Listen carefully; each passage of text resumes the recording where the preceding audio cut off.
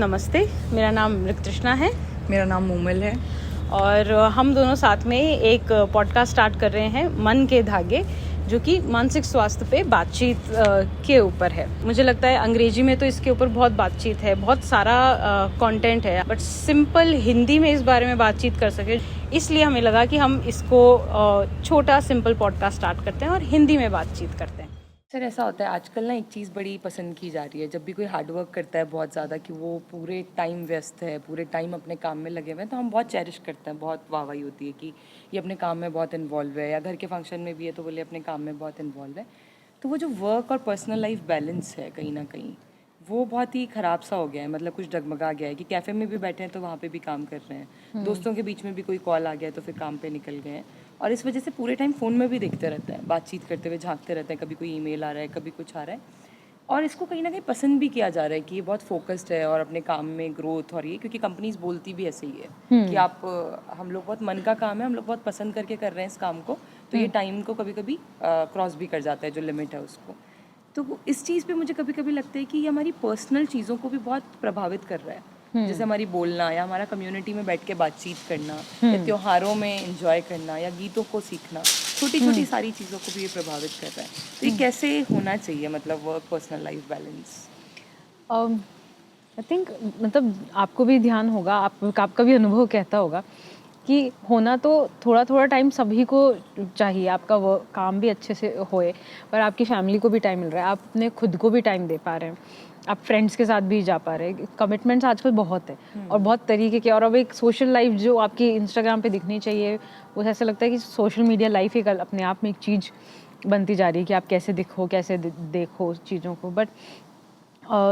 अति तो किसी भी चीज़ की अच्छी नहीं है ना। आंवला कितना अच्छा होता है अपने हेल्थ के लिए, मैं बहुत ज़्यादा वो खाती रहूँ तो वो भी हेल्पफुल नहीं रहेगा। वैसे ही काम का भी बहुत ज़्यादा करने में आई डोंट थिंक कोई ज़्यादा वो हेल्पफुल नहीं होता है। एग्जॉशन, बर्नआउट, और वो इतना लेट जाके होता है कि फिर समझ ही नहीं आता है कि ये काम तो हमेशा से पसंद था, अब क्यों नहीं अच्छा लग रहा, या अब क्यों नहीं हो पा रहा, या उसकी वजह से स्ट्रेस इतना हो रहा है कि बाकी लाइफ की चीज़ों में आप मैनेज नहीं कर पा रहे हो, हेल्थ पे निकल कर आ रहा है, या आपकी रिलेशनशिप्स पर निकल कर आ रहा है। एक तो वो भी चीज़ होती है, एक बार जैसे ये इसलिए मुझे ये चीज़ सही लगती है। मेरा जो पहले एक बैंगलोर टीम के साथ जहाँ पर हम काम करते थे, वहाँ हमारी मैनेजर का यूँ हो गया था कि आई थिंक वो इसी का अटेम्प्ट था कि वर्क लाइफ बैलेंस होगा, कि आप खुद चूज़ करो, आपके 2 दिन डे ऑफ्स होंगे, कौन से होंगे ये आप खुद चूज़ करो, पर फिर वो 2 दिन आपकी छुट्टी होनी चाहिए। तो पहले से ही, और ऐसे कुछ एक ऑर्गेनाइजेशंस हैं कि आपके मतलब काम नहीं करने देते हैं छुट्टी वाले दिन, और वो आपको खट से मैसेज आ जाता है कि क्यों कर रहे हो ऐसे वैसे। वो बात काफ़ी ज़रूरी है ये चीज़, क्योंकि अक्सर आजकल कई बार ये होता है, मैंने देखा है बहुत सारी, हम लोग बात भी करते हैं आपस में, कि आपको हायर करते हैं और बोलते हैं कि you have to kill your personal interest now, you have to just focus on the vision of the organisation और कंपनी और any institution, so you have to kill your personal interest, आपको अपना फुल यहीं पे ही देना है। तो अक्सर मैं सोचती भी हूँ कि पर्सनल इंटरेस्ट ख़त्म कर देना, क्योंकि आप इतने लंबे लंबे समय के इन संस्थाओं के साथ जुड़ते हैं, तो कितना वो आपकी ग्रोथ को ख़त्म कर देता है कि आपकी हॉबीज़ भी ख़त्म होने लग जाती हैं, आपके पर्सनल उसमें भी स्पेस में ऐसा होता है कि आप बाहर निकलते हो, आप अपने दोस्तों के साथ बैठे हो और आप सिर्फ काम की ही बात कर रहे हो, क्योंकि वो आपका मेजर ज़िंदगी बन चुका होता है। और वो कैसे आपके पूरे व्यक्तित्व को प्रभावित कर देता है। हाँ, तो जैसे वो चीज़ होती है ना, जो शायद हम ये एग्जांपल अपनी इस पूरी सीरीज़ में बार बार बात करेंगे, कि हमारी लाइफ में अलग अलग प्लैनेट्स होते हैं। तो वर्क प्लेस एक प्लैनेट है, फैमिली एक प्लैनेट है, आपकी इंटरेस्ट, हॉबीज़, वो सब एक एक प्लैनेट है। कोई भी एक ही पे आप ज़्यादा फोकस नहीं कर सकते, या कोई एक ही से सब कुछ चीज़ें ड्राइव नहीं हो सकती। फिर जब उधर कुछ इशू आता है या उधर वो होता है, तो बाउंस बैक करने के लिए और कोई तरीका है ही नहीं। ये तो आई थिंक कितना ही सही है ये कहना कि आप अपनी सारी चीज़ें वो कर लो। जैसे कोविड में वर्क फ्रॉम होम करके बहुत अच्छा ऑप्शन आया था, पर साथ में ये भी हुआ था कि अब ट्रैवल तो तुम्हें करना नहीं, तुम्हें क्या, तुम घर पे ही तो बैठे हो, तो आपको 9-9 10-10 बजे तक काम करने को बोला जा रहा है।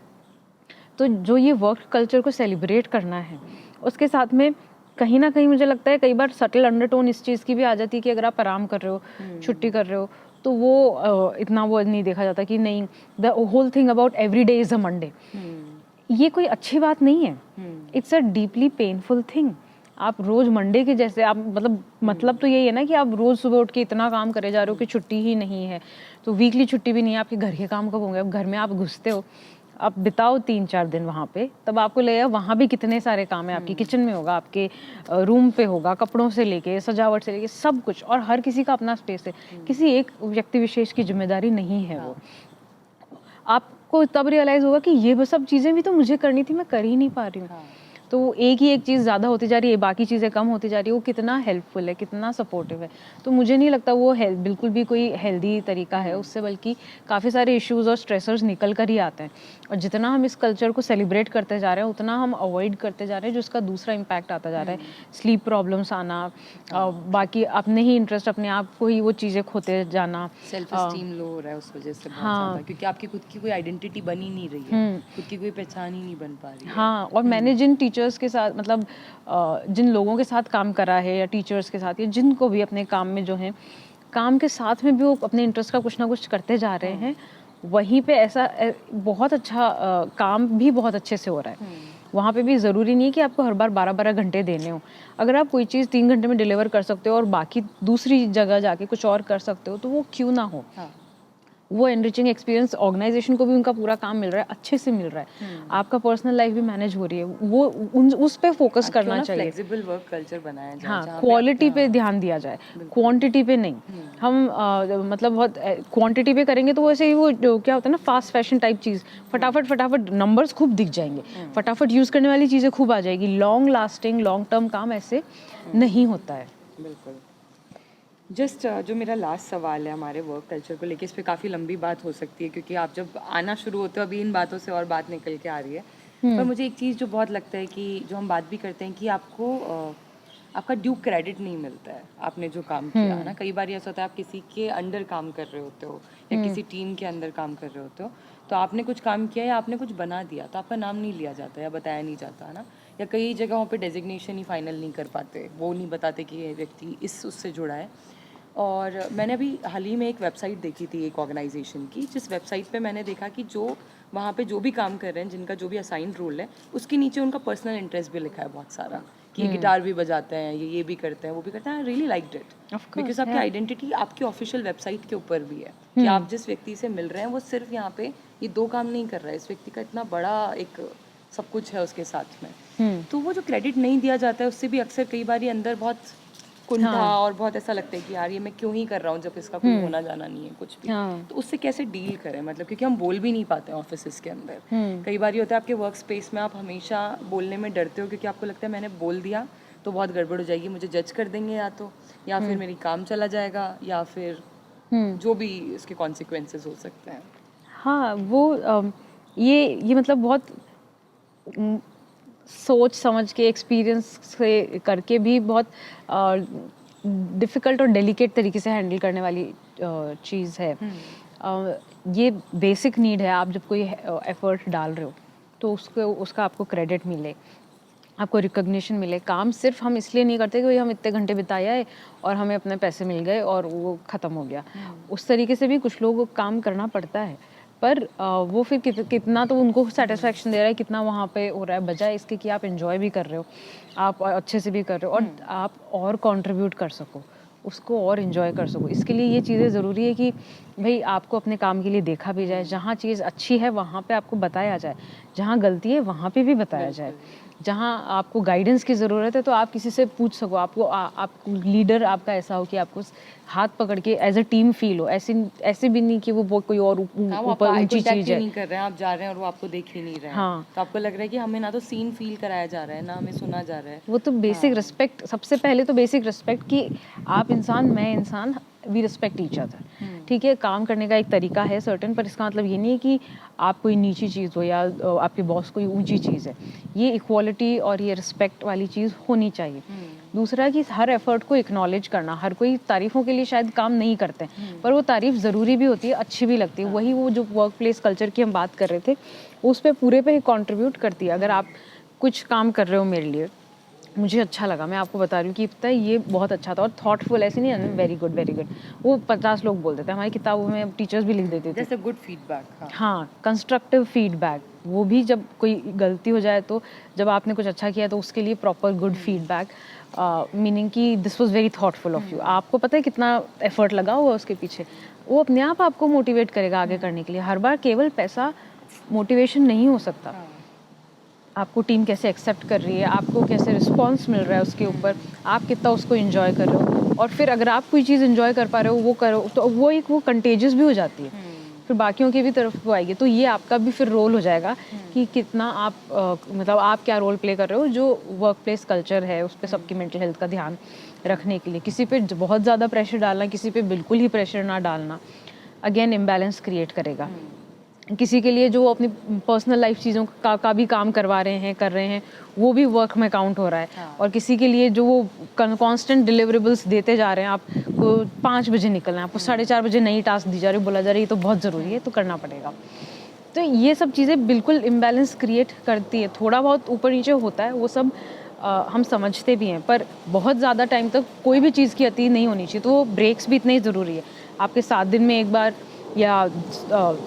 5 डे वीक जैसा आपको सूट करे वो भी होना चाहिए। उनके बाकी दूसरी लाइफ भी ज़िंदा होनी चाहिए। ये चीज़ मुझे